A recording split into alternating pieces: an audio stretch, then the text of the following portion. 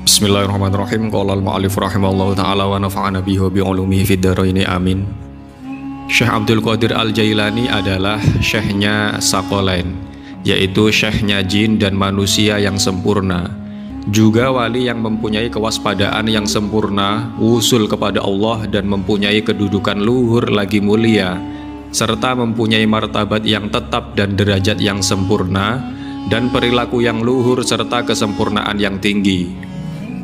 Beliau juga menjadi wali kutub yang ahli ma'rifat kepada Allah dan menjadi pemimpin pertolongan penerangan hati. Ia adalah Abu Muhammad Abdul Qadir Al-Jilani. Semoga Allah mencurahkan keridhaan kepada beliau.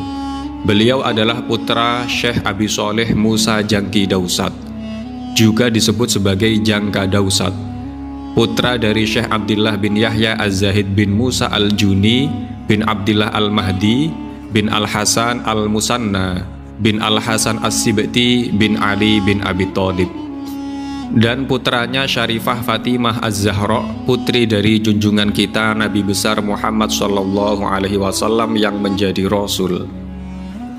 Nasab atau silsilah keturunan Syekh Abdul Qadir Al-Jailani itu bagaikan matahari di waktu duha, bagaikan siang untuk munculnya cahaya waktu subuh. Silsilah keturunan Syekh ini sudah melekat di wajah Nabi Adam alaihi salam. Karena itu malaikat langit diperintah sujud kepada Nabi Adam alaihi salam. Juga nasab ini sudah disanjung dalam kitabnya Allah.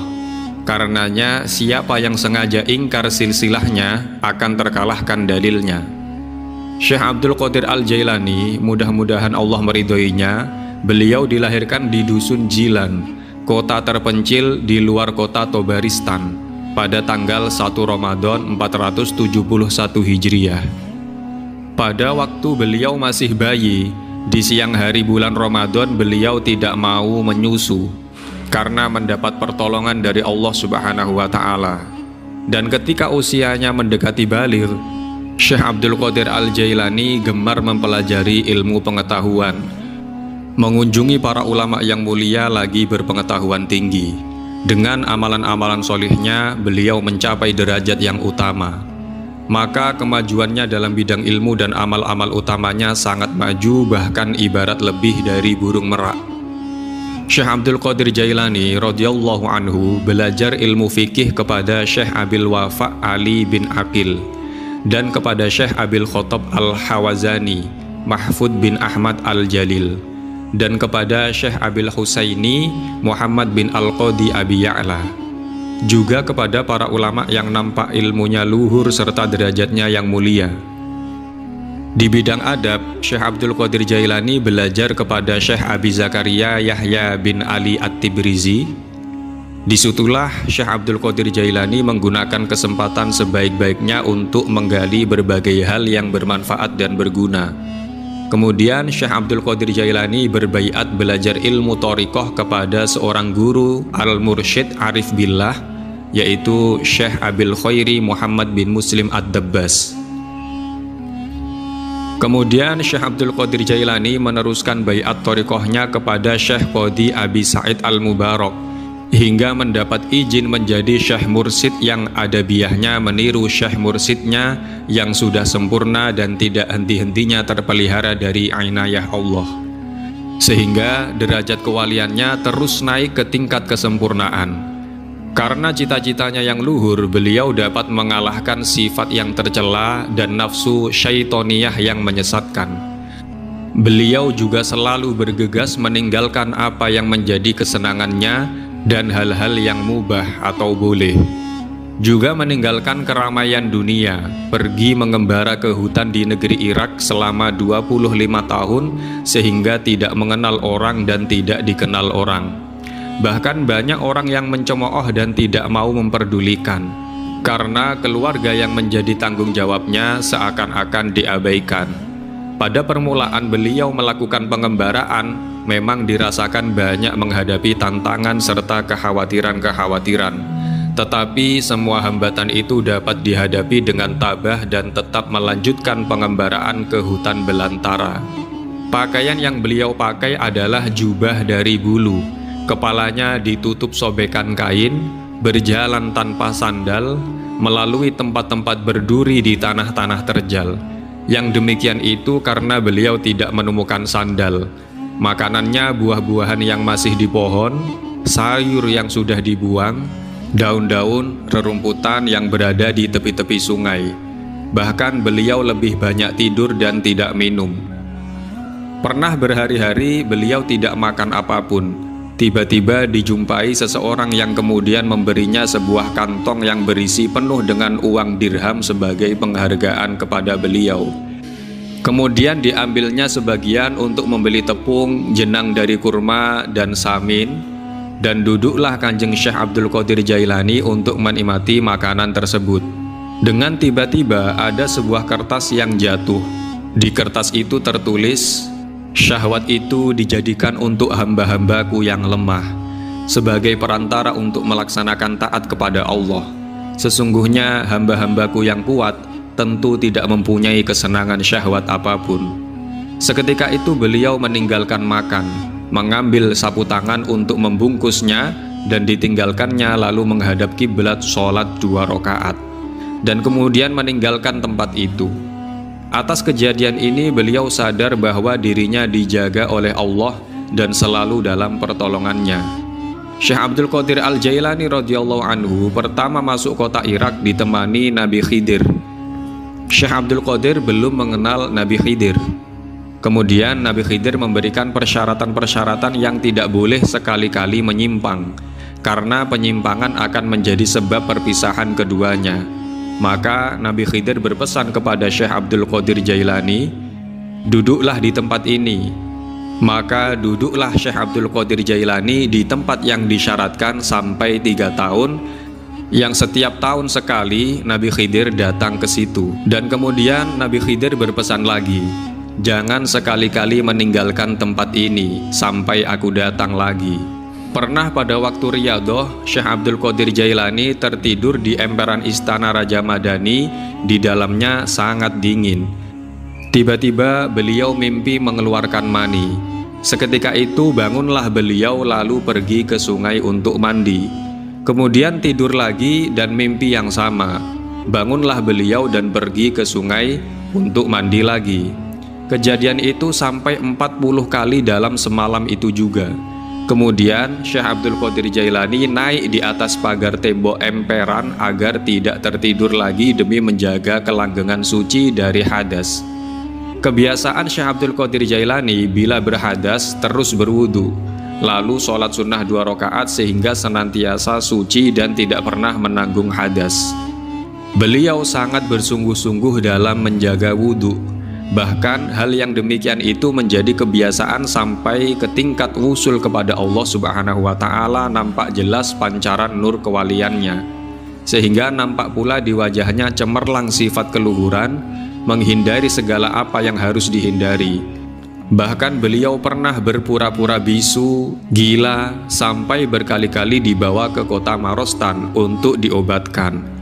Yang demikian itu malah membuat tersohor kewaliannya melebihi ulama pada zamannya. Di bidang keilmuannya dan amalannya, zuhud dan ma'rifatnya, ketokohan dan fatwa-fatwanya dapat diterima siapa saja yang mendengarkan, sehingga nampak baiknya tersebar di mancanegara bagaikan peredaran surya. Diceritakan, pernah pada suatu ketika 100 ulama ahli fikih Baghdad berkumpul masing-masing membawa masalah. Kemudian dikumpulkan dan menghadap Syekh Abdul Qadir Jailani. Para ulama-ulama itu perlu untuk menguji kemampuan Syekh Abdul Qadir Jailani. Setelah ulama itu duduk dalam majelis, Syekh Abdul Qadir Jailani menundukkan kepala.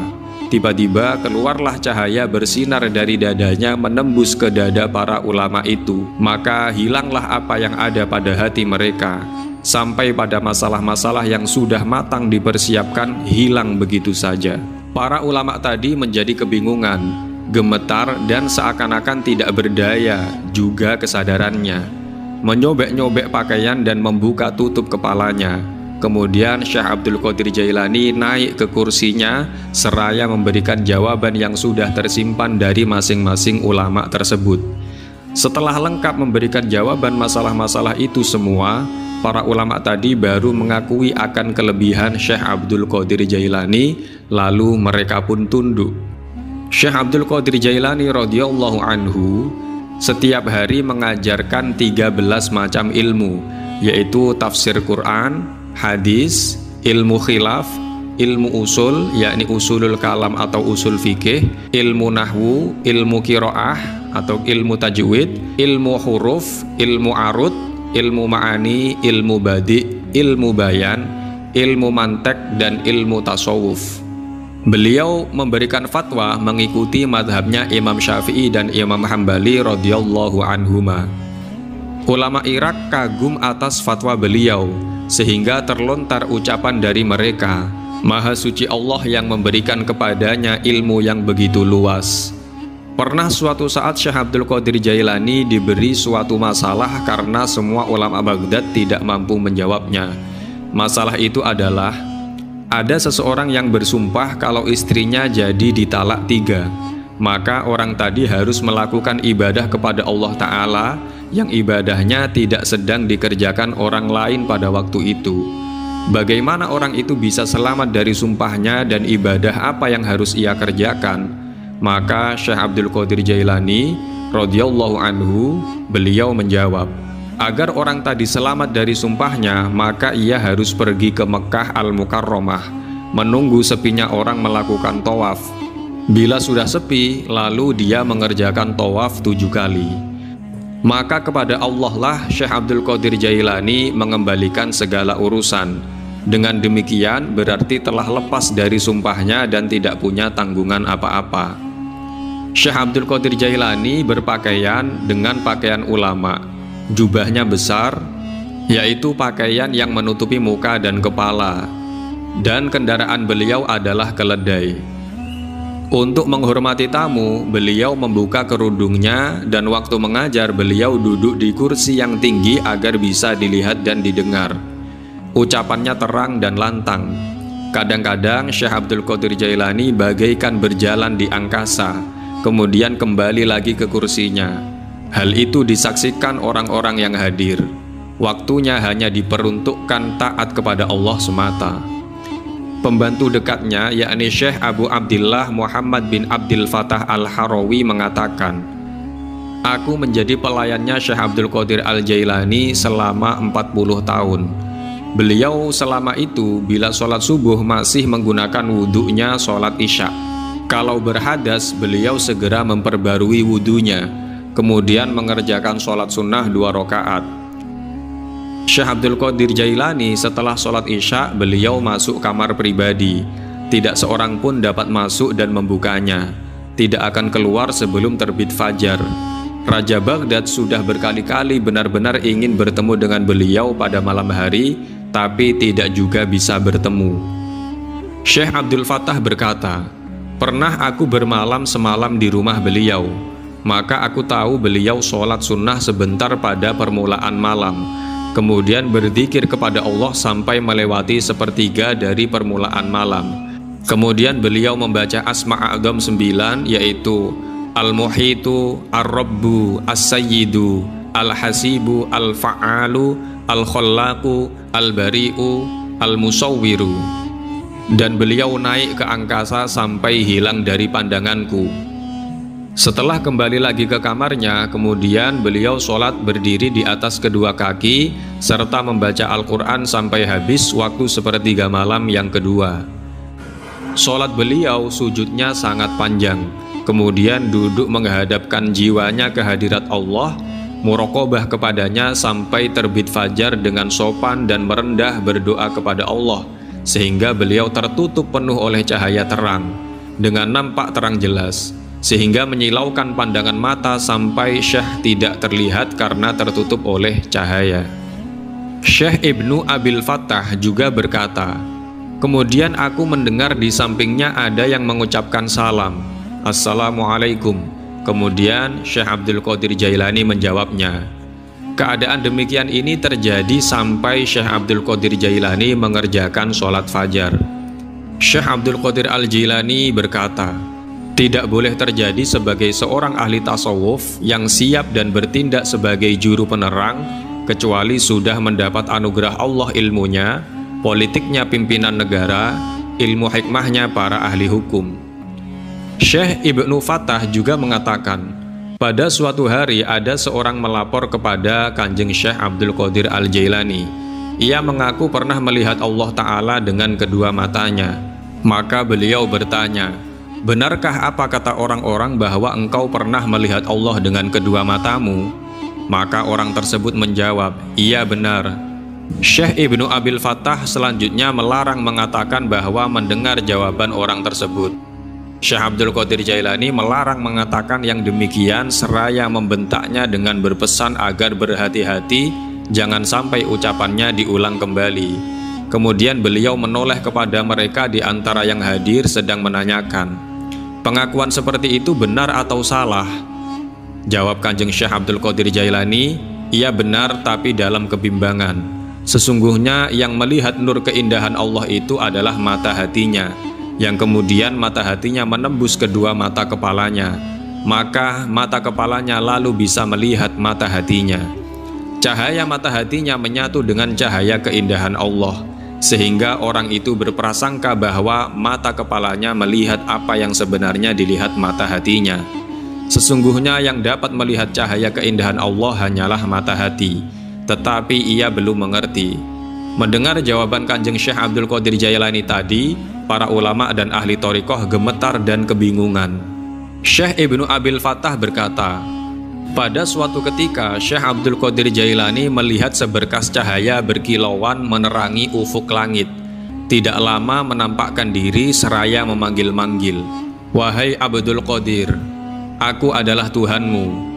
Sungguh aku perbolehkan untukmu semua yang diharamkan. Maka Syekh Abdul Qadir Jailani menjawab, A'udzubillahi minasyaitonirrajim, yang artinya, aku berlindung kepada Allah dari syaitan yang terkutuk. Seketika itu juga cahaya tadi berubah menjadi gelap dan menyerupai awan dengan bersuara keras, wahai Abdul Qadir, engkau telah selamat dari ulah sesatku, sebab ilmumu tentang hukum Tuhanmu dan karena pemahamanmu tentang kedudukanmu. Sungguh aku sudah menyesatkan seperti kejadian ini dari 70 orang ahli thariqah. Setelah beliau selamat dari godaan syaitan, kemudian beliau memuji kepada Allah dengan mengucapkan, anugerah dan keselamatan hanya karena Tuhanku. Maka ditanyakan kepada Syekh Abdul Qadir Jailani, bagaimana Syekh bisa tahu sesungguhnya itu adalah setan? Kanjeng Syekh menjawab, dari ucapannya, telah aku perbolehkan bagimu apa yang diharamkan. Karena setauku, sungguh Allah Ta'ala tidak akan memerintahkan berbuat jahat. Syekh Abdul Qadir Jailani radhiyallahu anhu tidak mau mengagung-agungkan orang kaya dan berdiri karena datangnya seorang raja, dan tidak juga orang-orang yang mempunyai kedudukan. Dan seringkali raja bermaksud ziarah kepada Syekh, padahal beliau sedang duduk-duduk kemudian ditinggalkan masuk ke kamar pribadinya. Kemudian baru keluar lagi untuk menemui setelah khalifah itu duduk.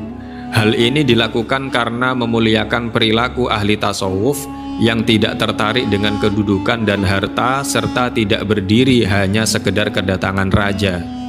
Beliau juga tidak mau berdiri di depan pintu-pintu raja atau menteri dan juga tidak mau menerima hadiah dari raja, sehingga raja itu mencemoohnya atas tidak diterimanya pemberian itu. Maka Syekh Abdul Qadir Jailani berkata kepada sang raja, kalau begitu silahkan bawa sendiri hadiah itu ke sini. Raja pun menerimanya, kemudian membawa sendiri buah apel untuk Syekh Abdul Qadir. Tiba-tiba buah apel itu di dalamnya penuh darah dan nanah. Maka berkatalah Syekh Abdul Qadir Jailani kepada raja, kenapa raja selalu mencemooh dan mencela saya, padahal saya tidak mau buah apel ini, karena seluruhnya penuh dengan darah manusia. Maka raja itu minta maaf dan bertaubat di hadapan Syekh Abdul Qadir Jailani. Selanjutnya raja itu sering ziarah kepada beliau sebagaimana kebanyakan orang dan menjadi sahabatnya sampai meninggal. Syekh Abdul Qadir Jailani radhiyallahu anhu mempunyai derajat yang tinggi. Namanya harum tersebar kemana-mana. Beliau mau menghormati kepada fakir miskin, menemani duduk, membersihkan sendiri kutu-kutu yang ada di pakaiannya. Beliau pernah berkata, Seorang fakir yang mau bersabar lebih utama dari orang kaya yang bersyukur, dan orang fakir yang bersyukur lebih utama dari keduanya, dan orang fakir yang mau bersabar dan bersyukur lebih utama dari semuanya. Tidak senang dan tidak merasa nikmat menerima bala kecuali orang yang tahu kepada zat yang menurunkan bala, yaitu Allah Subhanahu wa ta'ala. Syekh Abdul Qadir Jailani juga berkata, ikutilah sunnah Rasulullah Sallallahu Alaihi Wasallam dan jangan melakukan bid'ah. Berbakti kepada Allah dan Rasulnya, jangan sampai keluar dari Islam. Bersabarlah dan jangan menggumam. Berharaplah untuk mendapatkan kesejahteraan dan jangan putus asa. Berkumpullah dalam majelis dzikir kepada Allah Ta'ala. Jangan bercerai-berai. Bersihkan dirimu dengan bertaubat dari segala dosa, dan jangan berlumuran noda dan secara rutin menghadap di pintu Allah untuk mohon ampunan.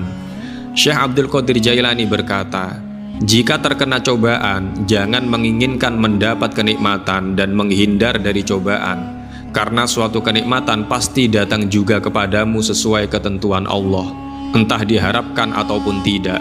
Begitu pula cobaan, suka atau tidak pasti akan menimpanya. Maka dari itu berserah dirilah segala urusan kepada Allah yang mengatur sesuai dengan kehendaknya. Maka bila kenikmatan datang kepadamu, maka sibukkanlah dirimu dengan mengingat Allah dan banyak bersyukur. Dan bila cobaan yang menimpa, maka sibukkanlah dirimu dengan kesabaran dan kesadaran. Bila ingin mendapat tempat yang tinggi di sisi Allah dan sebagai suatu kenikmatan, maka perlu disadari bahwa cobaan yang menimpa orang mukmin bukan sebagai malapetaka, tetapi datang untuk menguji iman. Beliau juga berkata, tidak boleh terjadi di dalam majelis untuk menghadap kepada Allah Ta'ala kecuali membersihkan dirinya dari kotoran dan dosa, dan tidak akan dibuka hatinya untuk makrifat kepada Allah kecuali hatinya dikosongkan dari pengakuan mempunyai perilaku baik dan dari perbuatan yang meresahkan.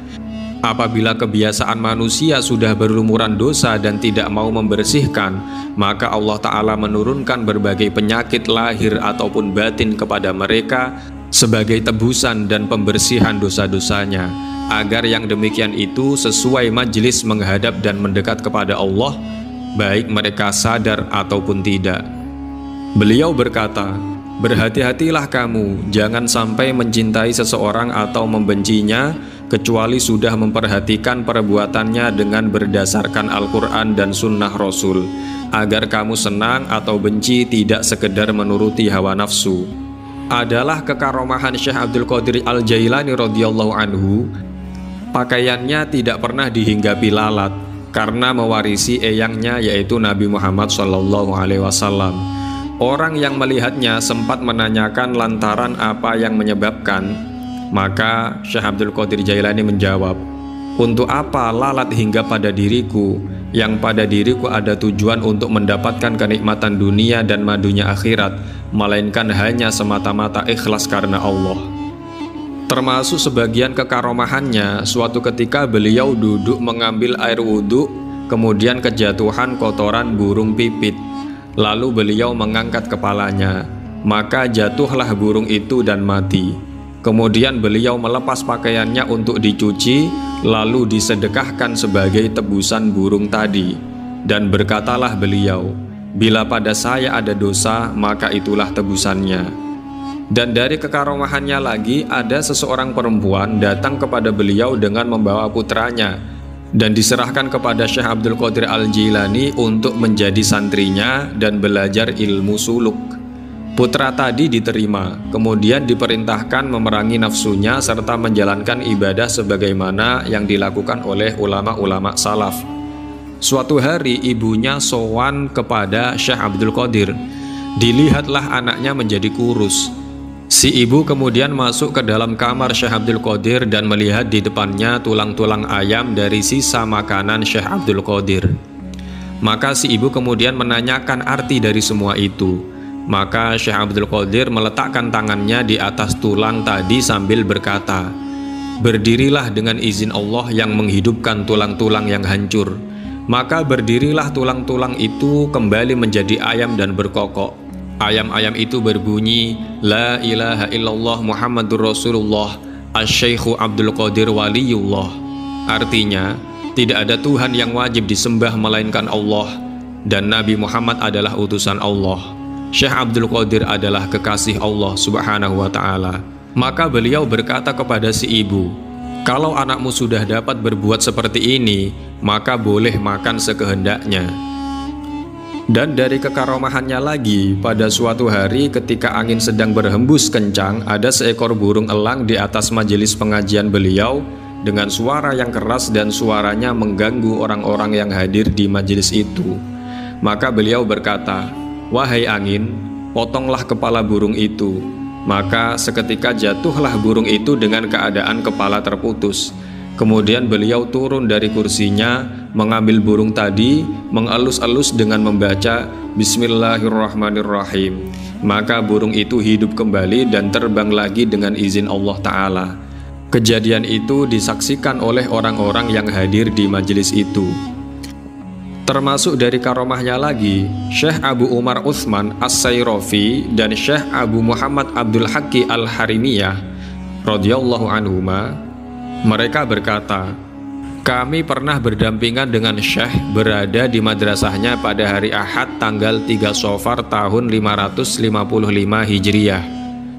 Beliau berwudu dengan kelompennya lalu sholat 2 rakaat. Setelah salam, beliau berteriak sekeras-kerasnya seraya melemparkan kelompennya yang satu sejauh-jauhnya ke atas sampai tidak nampak dari pandangan kami.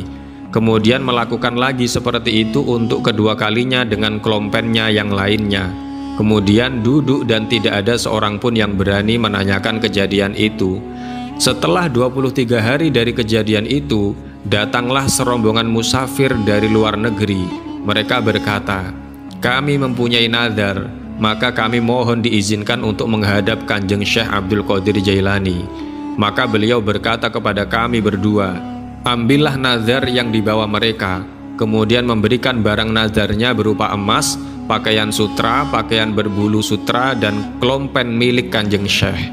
Maka kami bertanya kepada mereka tentang apa yang terjadi sesungguhnya.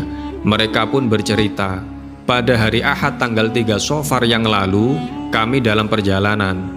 Tiba-tiba ada serombongan manusia yang dipimpin 2 orang. Mereka merampok harta kami dan kami pun turun ke tepi jurang. Maka kami berunding, bersepakat dengan lantaran Kanjeng Syekh Abdul Qadir. Semoga Allah mencurahkan keridhaan kepada beliau.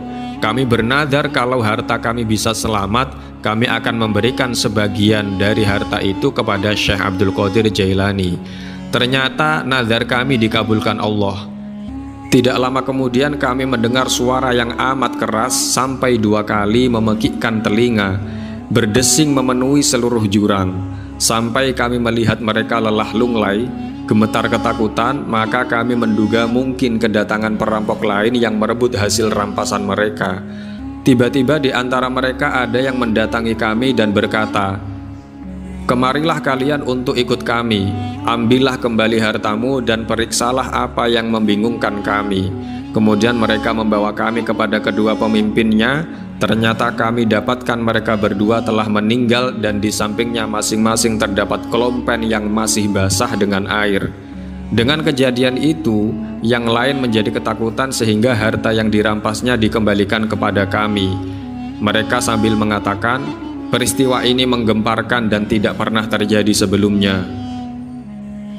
Dan dari karomahnya beliau, pernah seorang laki-laki dari kota Asifan berkunjung kepada beliau untuk mengobatkan budak perempuannya yang sudah dimerdekakan. Karena sering tidak sadarkan diri dan sudah diobatkan kemana-mana, maka Syekh Abdul Qadir berkata, 'Ini gangguan jin dari gua Sarondib, namanya jin Khonis. Apabila ia sakit lagi, bacakan di telinganya, "Hai jin Khonis, Syekh Abdul Qadir radhiyallahu anhu yang tinggal di Baghdad mengatakan kepadamu, jangan kembali kalau tidak ingin binasa." Maka pulanglah orang itu dan tidak muncul lagi. Setelah 20 tahun lamanya, orang itu datang lagi menghadap Syekh Abdul Qadir. Dan setelah ditanya, ia menjelaskan bahwa apa yang dikatakan Syekh Abdul Qadir sudah dilaksanakan dan penyakit itu tidak pernah datang lagi sampai sekarang.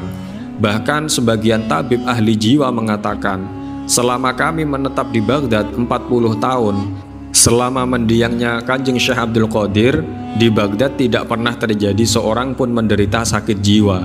Setelah beliau wafat, maka berjangkitlah penyakit jiwa itu. Dan termasuk karomahnya Syekh Abdul Qadir, ada 3 orang guru dari negeri Jilan datang berziarah kepada beliau.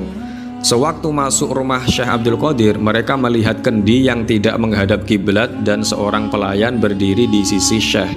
Kemudian mereka saling berpandangan seperti menunjukkan sikap tidak senang kepada Syekh Abdul Qadir, sebab kendi yang tidak menghadap kiblat dan seorang pelayan berdiri di sebelahnya. Maka Syekh Abdul Qadir meletakkan kitab yang ada di tangannya, lalu memandang kepada mereka dan kepada pelayan. Seketika itu juga pelayan tadi mati. Kemudian beliau memandang ke arah kendi dan kendi itu pun berputar sendiri menghadap kiblat. Dan dari karomahnya lagi bahwa sesungguhnya Abul Mudhaffar Hasan bin Tamimi al-Baghdadi adalah seorang pedagang, datang kepada Syekh Muhammad bin Muslim bin Darwah ad-Dabbas pada tahun 521 Hijriah seraya berkata, "Wahai junjunganku, saya telah menyiapkan kafilah yang membawa dagangan seharga 700 dinar ke negeri Syam." Syekh Hamad berkata, "Kalau kamu pergi pada tahun ini, kamu akan terbunuh dan daganganmu dirampas." Setelah itu, Abul Mudhaffar keluar dari Syekh Hamad dengan membawa perasaan sedih.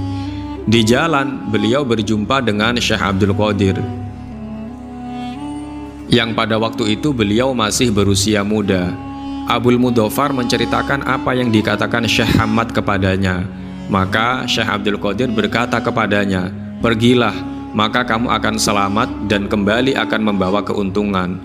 Urusan itu akulah yang bertanggung jawab."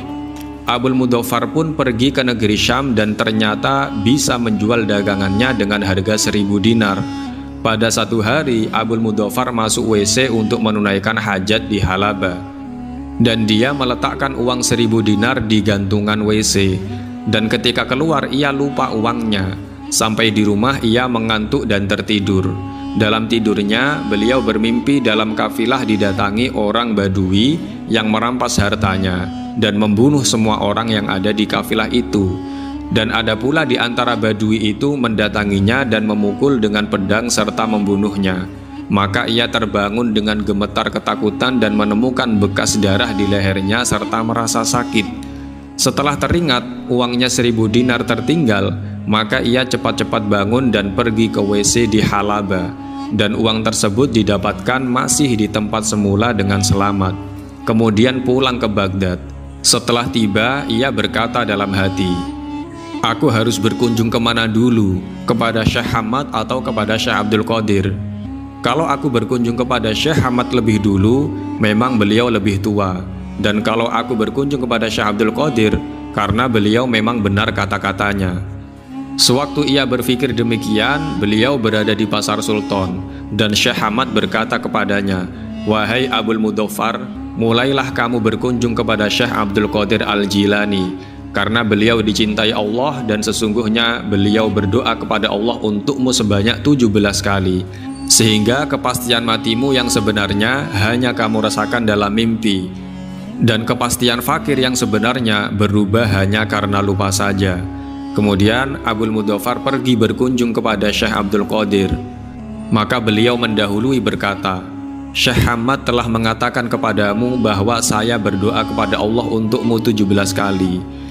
Demi kemuliaan Allah yang berhak disembah, sesungguhnya aku berdoa kepada Allah untukmu 17 kali dan 17 lagi sampai jumlahnya 70 kali. Sehingga terjadi seperti apa yang dikatakan oleh Syekh Hamad. Dan dari karomahnya lagi, sesungguhnya Syekh Ali Al-Haiti beserta Syekh Syarif Abdullah bin Muhammad Al-Ghanaim, semoga Allah memberi rahmat keduanya, beliau berkunjung kepada Syekh Abdul Qadir. Lalu beliau bertemu seorang pemuda yang tidur terlentang yang keadaannya sangat lemah.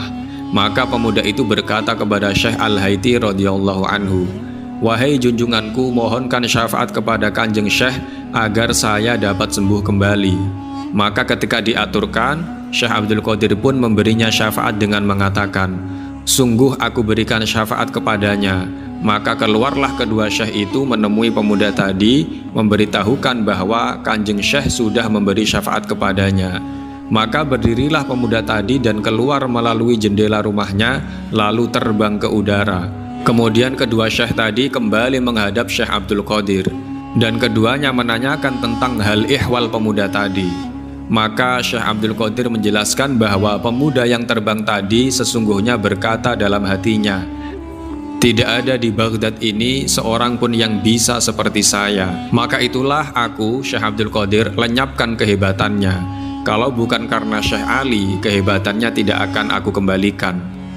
Dan termasuk dari karomahnya lagi bahwa Syekh Abul Hasan Al-Ma'ruf bil Tontonah Al-Baghdadi berkata pada hari wafatnya Syekh Abdul Qadir Al-Jilani, "Sewaktu aku belajar di pondoknya Syekh Abdul Qadir, aku tidak pernah tidur malam dikarenakan sibuk memperhatikan keperluan Kanjeng Syekh. Pernah pada suatu malam bulan Safar 553 Hijriah, beliau keluar dari rumahnya. Aku pun menghaturkan sebuah kendi kepada beliau, tetapi beliau tidak mau menerimanya dan menuju madrasah yang pintunya terkunci. Lalu beliau menudingnya. Tiba-tiba pintu tersebut membuka sendiri. Syekh Abdul Qadir keluar dan aku membelakanginya dengan berkata dalam hati, sesungguhnya Syekh Abdul Qadir tidak tahu kalau sedang aku ikuti dari belakang. Kemudian pintu madrasah itu menutup sendiri. Kemudian beliau menuju ke pintu kota Baghdad. Demikian juga pintu kota membuka sendiri setelah ditudingnya. Tidak begitu, beliau berjalan sampai di satu tempat yang belum aku kenal.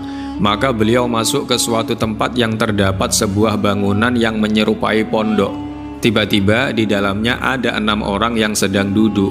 Setelah melihat Syekh Abdul Qadir, mereka berdiri mengucapkan salam penghormatan kepada beliau, dan aku bersembunyi di belakang tiang pondok itu.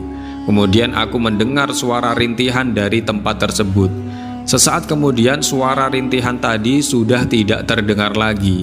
Kemudian masuk orang laki-laki ke tempat di mana terdengar rintihan tadi, dan kemudian keluar lagi dengan membopong seorang laki-laki dari tempat tadi. Ketika itu juga datanglah seorang yang tidak memakai tutup kepala dan berkumis panjang, dan berhenti di depan Syekh Abdul Qadir yang kemudian diperintah untuk ikrar mengucapkan 2 kalimat syahadat, lalu dicukur rambut dan kumisnya serta disuruh mengenakan tutup kepala dan diberi nama Muhammad. Dan Syekh Abdul Qadir berkata kepada 6 orang tadi, "Sungguh diperintah agar Muhammad ini menjadi gantinya orang yang meninggal tadi." Maka 6 orang tadi menjawab, "Kami dengarkan dan akan kami laksanakan." Setelah itu beliau meninggalkan mereka dan aku pun mengikutinya secara diam-diam. Tidak seberapa lama berjalan, tiba-tiba sudah sampai kembali di pintu kota Baghdad. Maka membukalah pintu itu sebagaimana yang tadi. Lalu sampai pula ke pintu madrasah dan demikian juga. Lalu beliau masuk ke rumahnya. Keesokan harinya aku menghadap Syekh Abdul Qadir untuk menguji. Setelah menghadap, aku takut dengan sendirinya karena kewibawaannya. Sampai-sampai aku tidak bisa membaca kitab.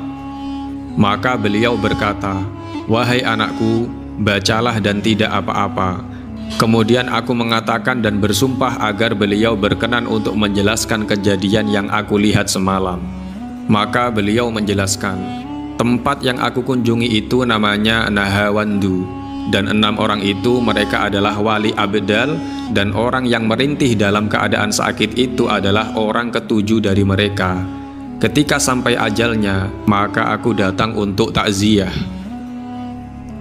Adapun orang yang membawa jenazahnya itu adalah Abdul Abbas dengan sebutan Nabi Khidir alaihissalam. Ia mengambilnya untuk dirawat, yaitu dimandikan, dikafani dan disolati serta dikuburkan. Dan yang aku ikrarkan mengucapkan 2 kalimat syahadat itu adalah Nasrani dari negeri Konstantiniyah, untuk aku jadikan ganti orang yang meninggal itu. Syekh Abdullah Al-Musili bercerita, sesungguhnya ada seorang raja yang adil terkenal dengan sebutan Al-Mustanjid Billah, yaitu Abul Mudhaffar Yusuf. Beliau datang menghadap Syekh Abdul Qadir. Beliau memohon untuk dinasehati dengan membawa 10 kantong penuh berisi uang yang dibawa oleh 10 pembantunya untuk hadiah Kanjeng Syekh. Tetapi Syekh Abdul Qadir menolaknya. Maka raja itu pun merasa kecewa dan mencemoohnya sambil memaksanya agar Syekh Abdul Qadir sudi untuk menerimanya. Maka Syekh Abdul Qadir mengambilnya 2 kantong tadi, maka mengalirlah darah. Maka Syekh Abdul Qadir berkata kepada raja, "Apakah raja tidak malu kepada Allah Ta'ala dengan memeras darahnya rakyat yang kemudian raja serahkan kepada saya dengan memaksanya?" Seketika itu juga sang raja menjadi pingsan. Syekh Abdul Qadir berkata, "Demi Zat yang Maha Agung dan yang Maha Berhak disembah, seandainya aku tidak menghormati nasabnya yang bersambung dengan Rasulullah Shallallahu Alaihi Wasallam, pasti aku biarkan darah itu terus mengalir sampai di rumahnya." Syekh Abdullah Al-Musili bercerita lagi, "Pada suatu hari aku menyaksikan Raja Abul Mudhaffar Yusuf berada di depan Syekh Abdul Qadir. Maka beliau berkata kepadanya, 'Aku ingin melihat sesuatu dari kekaromahan untuk menenangkan hatiku.' Syekh Abdul Qadir bertanya, 'Apa yang engkau kehendaki?' Sang raja menjawab, 'Aku menginginkan buah apel dari alam ghaib.' Padahal di Irak waktu itu tidak ada musim apel. Maka Syekh Abdul Qadir menjulurkan tangannya ke udara. Tiba-tiba di tangannya ada 2 buah apel. Maka yang satu diberikan kepada raja dan satunya lagi dipegang. Kemudian Syekh Abdul Qadir memecah apel yang di tangannya. Maka tiba-tiba apel itu warnanya putih bersih, harum baunya bagaikan kasturi. Dan raja itu pun juga memecah apel yang di tangannya. Maka tiba-tiba apel itu penuh dengan ulat. Maka raja itu berkata, 'Kenapa begini sedangkan apel yang di tangan Syekh baik sekali?' Syekh Abdul Qadir berkata, 'Wahai Abul Mudhaffar, apel ini di tangan orang lalim, maka akan mengeluarkan ulat sebagaimana kau lihat. Sedangkan apel ini berada di tangan kekasihnya Allah, maka menjadi harum baunya dan nikmat.' Dan masih banyak lagi tentang karomah beliau, sampai-sampai tidak bisa diterangkan lagi. Semoga Allah mencurahkan keridhaan kepada beliau dan atas kita berkah keridhaannya dan pertolongan kita atas pertolongannya yang maha luas." Syekh Abdul Qadir Al-Jilani telah berkata bahwa beliau melahirkan rasa syukur atas kenikmatan yang diberikan kepadanya karena firman Allah Ta'ala, "Dan terhadap nikmat Tuhanmu maka hendaklah kamu menyebut-nyebutnya." Tidak ada seorang muslim yang melewati pintu madrasahku melainkan Allah akan meringankan siksa yang menimpa padanya di hari kiamat. Dan diberitakan bahwa sesungguhnya ada seorang yang menjerit-jerit dalam kuburnya.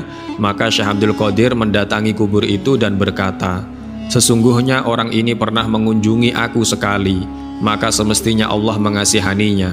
Maka sejak itu tidak lagi terdengar suara menjerit-jerit dari dalam kubur itu. Syekh Abdul Qadir berkata, Syekh Husain Al-Halaj pernah terpeleset 1 kali dalam menjalankan kewaliannya. Hanya saja waktu itu tidak ada seorang pun yang dapat menolongnya. Seandainya aku hidup pada zamannya, pasti aku akan menolongnya. Karena aku akan menolong orang-orang yang terpeleset dari sahabat-sahabatku, murid-muridku, dan orang-orang yang cinta kepadaku sampai hari kiamat. Aku gandeng tangannya, baik mereka masih hidup maupun setelah mati. Disebabkan karena kudaku sudah terpasang pelananya dan tombakku sudah tertancap dan pedangku sudah terhunus dan anak panahku sudah terpasang busurnya untuk menjaga santriku yang sedang lupa. Syekh Abdul Qadir berkata, aku ini ibarat apinya Allah yang telah dinyalakan. Aku ini waliullah yang akan merobek setiap orang yang tidak punya sopan santun kepadaku, dan aku diberi ilmu bagaikan lautan yang tidak bertepi. Aku ini dijaga oleh Allah. Aku waliullah yang diperhatikan. Wahai orang-orang yang berpuasa di siang hari, wahai yang bertahajud di malam hari, wahai orang-orang yang tinggal di gunung yang sudah dibinasakan gunung-gunungnya, wahai orang-orang ahli gereja yang sudah dirobohkan gereja-gerejanya, menghadaplah kalian untuk taat melaksanakan perintah-perintah Allah. Wahai wali rijal, wahai wali abtol, wahai wali atfal, kemarilah kalian kepadaku. Ambillah ilmu dari waliullah yang bagaikan lautan yang tiada bertepi. Wahai Tuhan yang Maha Agung, Engkaulah satu-satunya yang menguasai makhluk di langit dan bumi. Dan aku orang yang menyatukan hatiku hanya musyahadah kepadamu di bumi. Dikatakan kepadaku antara siang dan malam 70 kali, aku Allah memilihmu dengan zatku. Dan diucapkan lagi kepadaku 70 kali, kamu dijadikan atas pemeliharaanku. Demi keagungan Tuhanku, bahwa orang-orang yang beruntung dan celaka diperlihatkan kepadaku dan diberhentikan di hadapanku, dan sungguh nur mataku ada yang tinggal di Lauhil Mahfud. Aku adalah waliullah yang tidak melihat kejadian yang telah lalu. Aku waliullah yang besok hari kiamat dijadikan hujjatullah untuk kamu sekalian. Aku sebagai pengganti dan pewaris Rasulullah Sallallahu Alaihi Wasallam. Dikatakan kepadaku, wahai Abdul Qadir, bicaralah, maka dari ucapanmu akan diterima. Syekh Abdul Qadir berkata, demi Allah aku tidak akan minum sehingga dikatakan kepadaku, wahai Abdul Qadir, dengan hakku untukmu silahkan minum. Serta tidak makan sehingga diucapkan kepadaku, dengan hakku untukmu silahkan makan dan aku telah selamatkan kamu dari segala yang merusak. Tahun, bulan, seminggu dan hari semuanya memberi salam kepadaku serta memberikan kejadian-kejadian pada waktu-waktu tersebut. Pada suatu ketika beliau berada di atas kursinya dan berkata, apabila kamu minta kepada Allah, maka mintalah dengan tawasul kepadaku.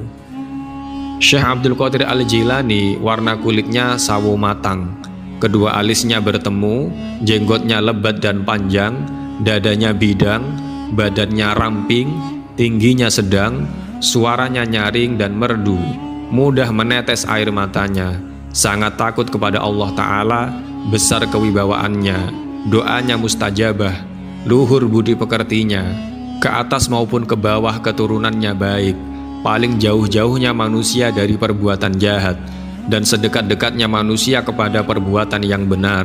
Sangat dimurkanya bila mengetahui larangan Allah diterjang, tidak marah karena hanya menuruti hawa nafsunya, tidak mau menolong karena selain Allah, tidak pernah menolak orang minta-minta walaupun salah satu bajunya yang diminta.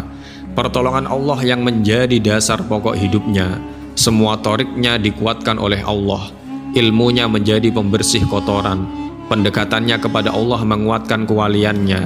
Ingat kepada Allah dengan hudur yang menjadi gudangnya. Ma'rifatnya kepada Allah menjadi bentengnya. Munajatnya kepada Allah menjadi amal perbuatannya, kewaspadaannya sebagai penghubung dirinya kepada Allah, mesra kepada Allah menjadi kawan berbincangnya, lapang dada menjadi kecintaannya, kebenaran menjadi lambang hidupnya, terbukanya hati menjadi bekalnya, sifat penyantun menjadi wataknya. Zikir kepada Allah menjadi ucapannya, persaksiannya kepada Allah menjadi obat, peraturan agama menjadi jembatannya. Semua sifat-sifat ilmu hakikat menjadi kepribadiannya, menyerah dan puas akan ketentuan Allah dengan menyadari tidak ada daya dan kekuatan kecuali pertolongan dari Allah. Thariqahnya menurut tauhid, meyakinkan keesaan Allah. Zikir dengan hati yang hudur pada waktu bertandang ibadah kepada Allah. Beliau adalah seorang yang sangat menyadari akan kejadiannya sebagai hamba Allah. Dengan secara rutin beribadah kepada Allah, bukan untuk sesuatu dan tidak karena sesuatu, tetapi ibadahnya ikhlas karena sebagai hamba yang setia kepada sifat-sifat kesempurnaan Allah, dan beliau adalah hamba Allah yang agung, yang selalu menyatu jiwanya dengan Allah waktu berzikir dan disertai menepati terhadap hukum-hukum Allah. Keistimewaan-keistimewaan Syekh Abdul Qadir Al-Jilani masih banyak lagi. Perilaku utamanya nampak jelas, bahkan lebih terang dari matahari di waktu zuhur. Beliau wafat pada hari Jumat tanggal 11 Rabiul Akhir 571 Hijriah. Umurnya 91 tahun. Makamnya di kampung Babul Araj, Baghdad, dan banyak dikunjungi orang dari berbagai mancanegara. Semoga Allah mencurahkan keridhaan kepada beliau dan memberikan kemanfaatan kepada kita semua sebab beliau. Amin amin ya rabbal alamin. Alhamdulillahirabbil alamin. Sahabat-sahabat muslim yang dirahmati Allah Subhanahu wa taala, demikianlah tadi biografi singkat serta karomah-karomah Syekh Abdul Qadir Al-Jilani. Semoga menambah kecintaan kita terhadap wali-wali Allah, khususnya Syekh Abdul Qadir Al-Jilani. Demikian dari kami, apabila banyak kesalahan mohon maaf yang sebesar-besarnya. Al-haqqu min rabbika fala takunanna minal mumtarin. Wassalamualaikum warahmatullahi wabarakatuh.